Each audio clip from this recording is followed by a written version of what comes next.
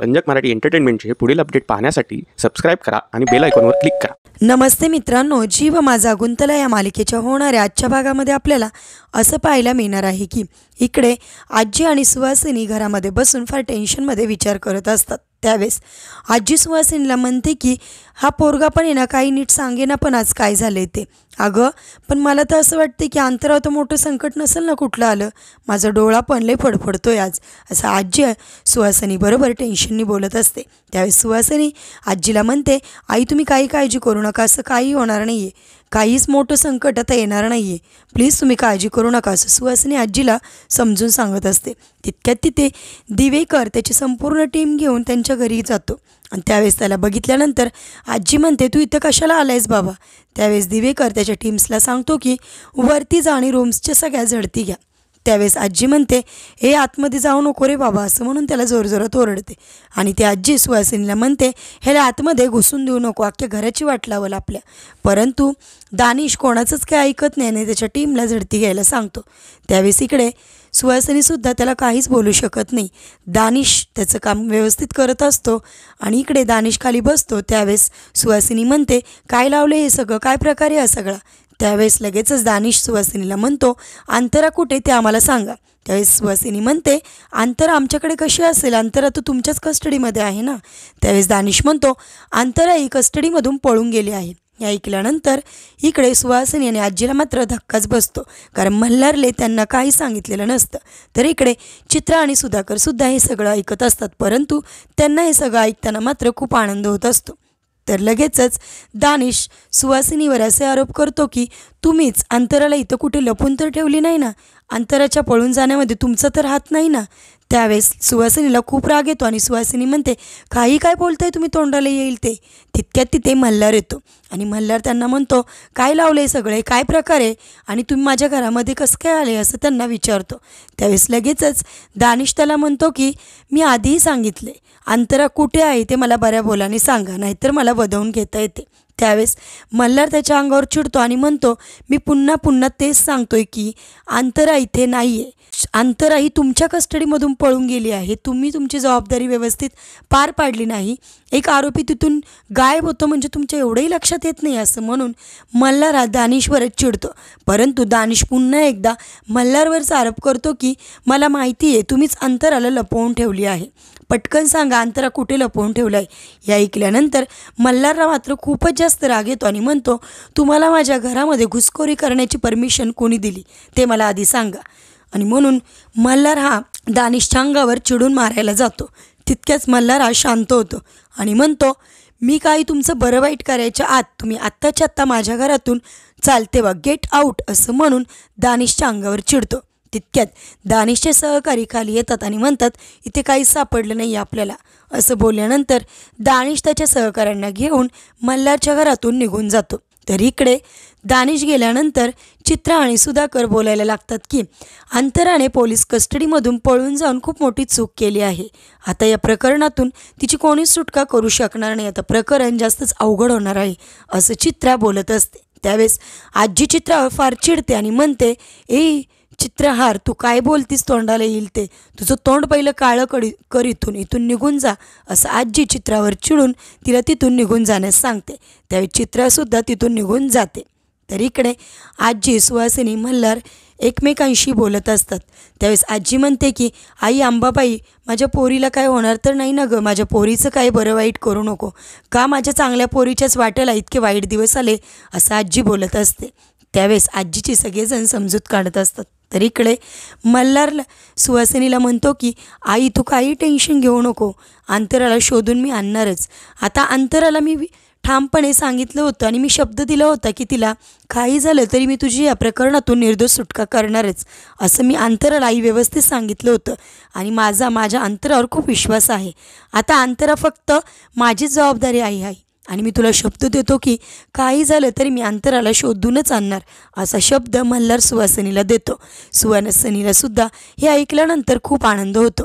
तर इकडे अंतरा जिथे किडनॅप केलेले आहे तिथं बसून विचार करत असते की माझ्यामुळे मल्हार सरांना आणि सुहासिनी काकूंना खूप मोठं टेन्शन स्वीकारावं लागलं आहे. माझ्यामुळेच त्यांना इतकं मोठं टेन्शन येणार आहे. माझ्यामुळेच त्यांची ही अवस्था झाली आहे. असा सगळा दोष अंतरा स्वतःलाच लावत असते. तितक्यात तिथे आपल्याला एक जिन्यावरून येताना एक माणूस दिसतो. तो आतमध्ये येतो. त्याची सावली आपल्याला तिथे भिंतीवर दिसते. ती सावली बघून तो दानिशच आहे आपल्या लक्षात येतं. तर इकडे दानिश हा रूम खोलून आतमध्ये यायला लागतो. अंतराला वाटतं की कोणीतरी आता आपल्याला काहीतरी करणार, कारण तिला वाटतं की आपल्याला कोणीतरी किडनॅपच केलेलं आहे. म्हणून ती खूप घाबरलेली असते. तिथे असणारा फ्लॉवर पॉट ती तिच्या हातामध्ये घेते आणि ती विचार करते की आता जो कोणी आतमध्ये येईल त्याच्या डोक्यामध्ये हा मी फ्लॉवर पॉट मारणार. तितक्यात तो दानिश आतमध्ये येतो. अंतरा त्याच्या डोक्यामध्ये तो फ्लॉवर पॉट मारणार. तितक्यात दानिशचा चेहरा बघितल्यानंतर अंतरा शांत होते आणि म्हणते तुम्ही. त्यावेळेस फ्लॉवर पॉट ती खाली ठेवून देते. त्यावेळेस दानिश तो फ्लॉवर पॉट उचलतो आणि व्यवस्थित ठेवायला लागतो. त्यावेळेस अंतरा दानिशला विचारते की हे काय सगळा प्रकार आहे सर? तुम्ही मला इथं का आणून ठेवली आहे आणि काय सिद्ध होणार आहे तुम्ही मला इथं आणून ठेवण्याचं कारण?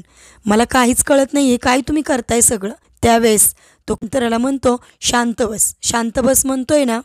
त्यावेळेस अंतरा त्याच्या आणखी जास्त चिडते आणि म्हणते मला इथे लपवून ठेवणं हे कोणत्या कायद्यात बसतं हो तुमच्या? सांगा तरी मला एकदा. असं अंतरा ओरडून त्या दानिशला बोलत असते. तो दानिश चिडतो आणि म्हणतो मी रावण नाही आहे, कळलं का तुला? मी रावण नाही आहे. आणि तुला काय वाटलं मी रावण आहे का? तुला इथं आणून ठेवायला मी काय रावण आहे? तू काय बोलते, तुझ्या लक्षात येते का? चूप म्हणलं ना, एकदम चूप बसायचं, कळलं ना? त्यावेळेस अंतरा म्हणते अहो पण सर सांगा तरी मला इथं का आणून ठेवले तुम्ही? त्यावेळेस दानिश तिला पुन्हा एकदा चूप बसायला सांगतो. तर इकडे अंतराची आई खूप रडत असते. तिथे श्वेता, मामा सगळेच असतात. अंतराची आई काही केले जेवायला तयार नसते. तिथे श्वेता म्हणते अगं काही होणार नाही आपल्या अंतराला, तुम्ही सगळे जेवून तरी घ्या. परंतु कोणीच जेवायला तयार नसते.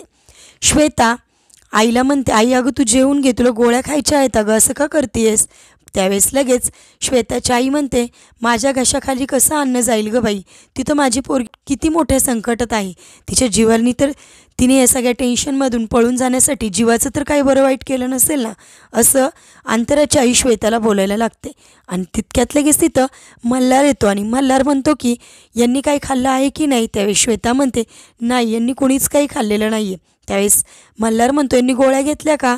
श्वेता म्हणते नाही, गोळ्याही नाही घेतलेल्या. त्यावेळेस मल्हार आईंच्या जवळ जातो आणि म्हणतो मी सांगितले नाही तुम्हाला, अंतराला मी शोधून आणणारच. अंतरा माझी जबाबदारी आहे आणि काही झालं तरी मी अंतराला घरी घेऊन येणारच.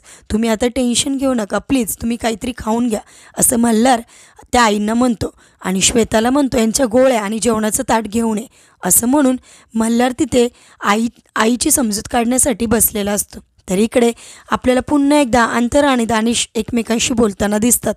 अंतराला दानिश म्हणतो की तू जो मूर्खपणा केला आहे ना, त्यामुळे मला सगळं हे करायला लागलं, कळलं ना? मला माहिती आहे तू पण गुन्हेगार नाही आहे आणि तुझं कुटुंबसुद्धा गुन्हेगार नाही आहे. आणि तुला माहिती आहे का, या प्रकरणातून जर मला तुला बाहेर काढायचं असेल तर मला हे पाऊल उचलायलाच पाहिजे होतं, म्हणून मी हे सगळं काही केलं आहे. आणि तुझा तो बावळट मूर्ख नवरा त्या ड्रग्स माफियाच्या मागे फिरतोय 4 माणसं घेऊन. तुला माहिती आहे का, या ड्रग्स माफियाच्या मागे फिरल्यामुळे त्याचा जीवसुद्धा धोक्यात येऊ शकतो. हे ऐकल्यानंतर अंतरा खूप रडायला लागते आणि म्हणते काय झालं मल्हार सरांना? मला मल्हार सरांबरोबर बोलायचं आहे आत्ताशी आत्ता.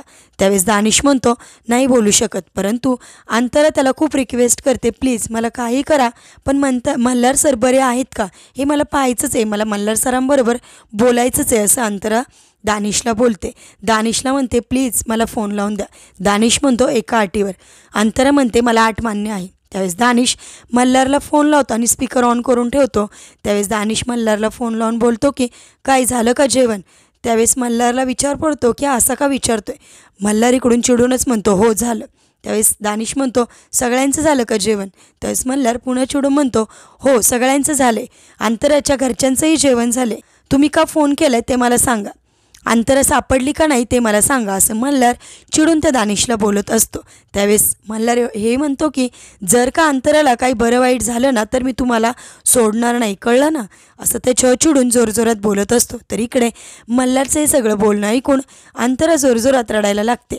अंतराचा रडलेला आवाज मल्हारलाही ऐकायला जातो. मल्हारलाही लक्षात येतं की नक्कीच अंतरा तिथे कुठेतरी त्याच्याबरोबरच आहे. हे ऐकल्यानंतर मल्हारला सुद्धा जरासं टेन्शन येते. तर आता मालिकेमध्ये पुढे खूप मोठा ट्विस्ट पाहायला आपल्याला मिळणार आहे की खरोखरच दानिश ज्या अंतराला सांगतोय की मी तुला वाचवण्यासाठी किडनॅप केलं आहे, हे सगळं खरं असेल का याच्या मागे सुद्धा काहीतरी दुसरा प्लॅन असेल. आता मल्हारने अंतराचा आवाज ऐकला आहे, तर मल्हार अंतरा जिथे आहे तिथपर्यंत पोहोचू शकेल का हे पाहणेसुद्धा फारच रंजक ठरणार आहे. असेच मालिकेच्या पुढील अपडेटसाठी तुम्ही आमच्या रंजक मराठी चॅनेलला नक्की सबस्क्राईब करा. थँक्यू.